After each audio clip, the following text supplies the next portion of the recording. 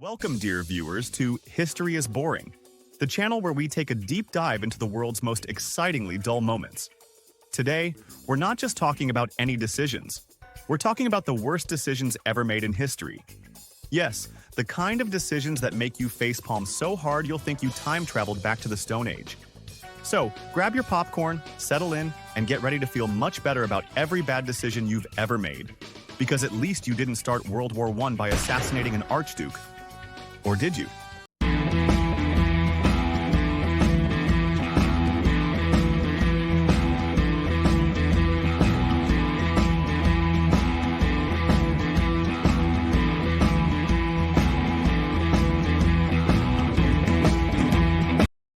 The Trojan horse. Because who needs common sense? Ah, the Trojan horse. A tale as old as time and proof that sometimes curiosity doesn't just kill the cat, it wipes out an entire city. Let's paint the scene. The Greeks had been camped outside the walls of Troy for 10 long years. 10 years. You'd think after that long they'd either give up or at least get better at combat. But instead of doing either of those sensible things, they decided to build a giant wooden horse and leave it as a gift. Because apparently the Trojans were like, oh look, a huge, suspiciously well-crafted wooden horse left by our enemies. What could possibly go wrong? Spoiler alert, everything went wrong. The Trojans wheeled that horse into their city with all the enthusiasm of a kid getting a new toy. Yay! Inside, the Greek soldiers waited, likely giggling to themselves about how much this would blow up on social media if it were today. And when night fell, out popped the Greeks, who proceeded to burn the city to the ground. The lesson here? If your enemies leave you a gift, maybe don't accept it without checking for an expiration date or a hidden army. The Great Emu War, Australia's feathery fail. Now, let's fast forward a few thousand years to Australia in 1932, where the government decided to wage war against emus. Yes, you heard that right. Emus, those large, flightless birds that look like they're always late for an important meeting. The Great Emu War was born out of a genuine problem. Emus were destroying crops in Western Australia. So, the logical solution: send the military with machine guns to deal with the pesky birds. What could go wrong? Turns out, quite a lot. The emus, armed with nothing but bird brains and freakishly fast legs, managed to outmaneuver the soldiers. Despite several attempts and thousands of rounds of ammunition, the army failed to make a dent in the emu population. In the end, the humans had to retreat, defeated by birds that probably didn't even know they were in a war. And Australia?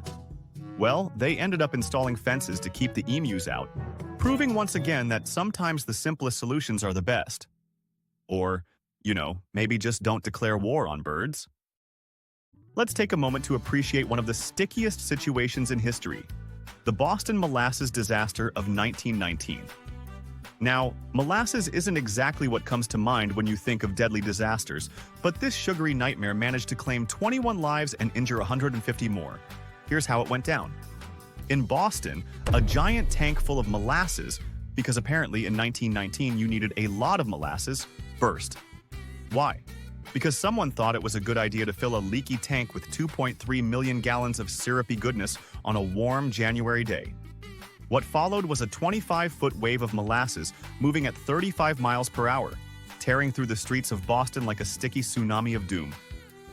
Buildings were flattened, cars were tossed around like toys, and people were trapped in a scene that sounds like it was plucked straight out of a horror movie directed by Willy Wonka. The moral of the story? If you ever find yourself responsible for a giant tank of molasses, maybe make sure it's not going to explode. And also, maybe question why you need that much molasses in the first place. The Spanish Inquisition, nobody expects.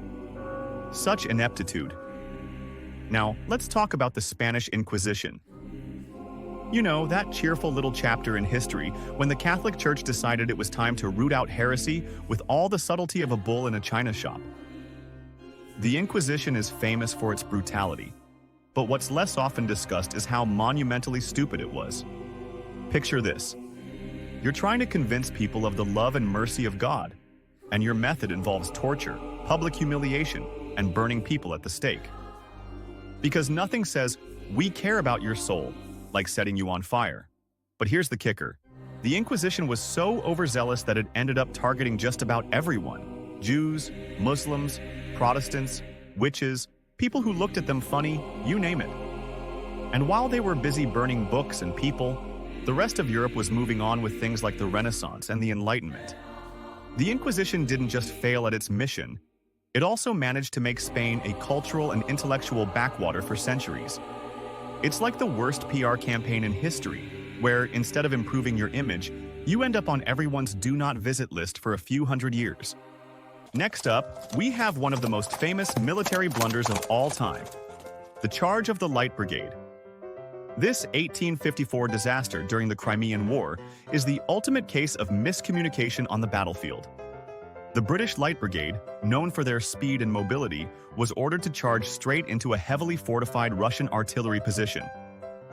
Imagine being told to run headfirst into a wall of cannons while on horseback. No, really, just imagine it. Despite the fact that it was clearly a suicide mission, the Light Brigade charged.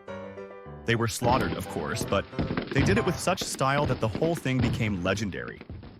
Tennyson even wrote a poem about it, which is nice and all, but probably not much comfort to the poor soldiers who had to ride into that death trap.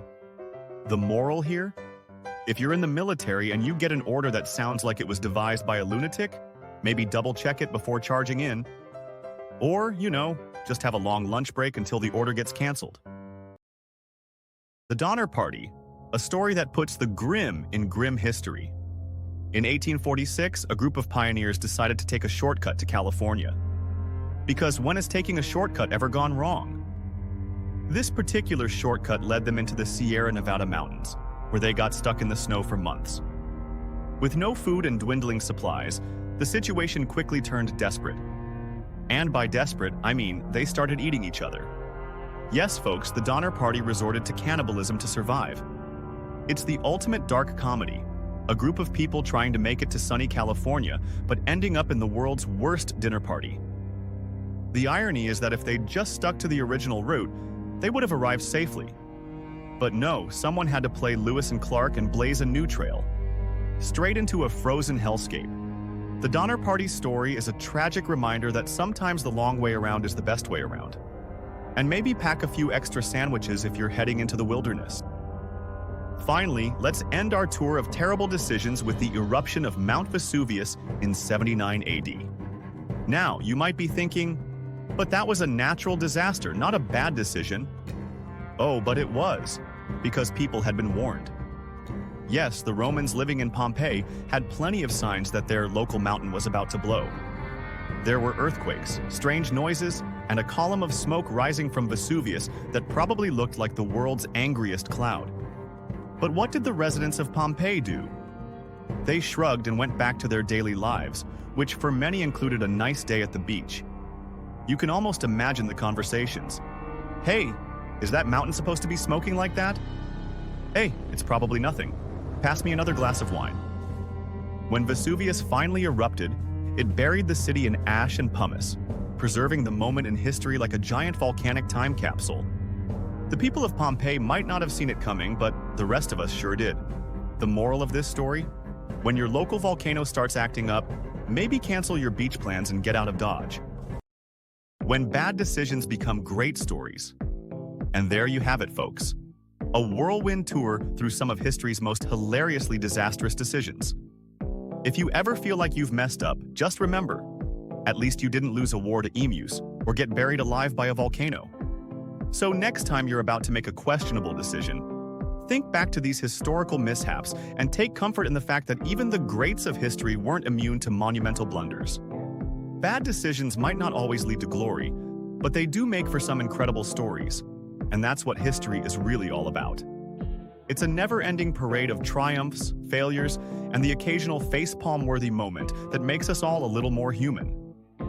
So, if you enjoyed this trip through the world's worst decisions, make sure to like, subscribe, and hit that notification bell.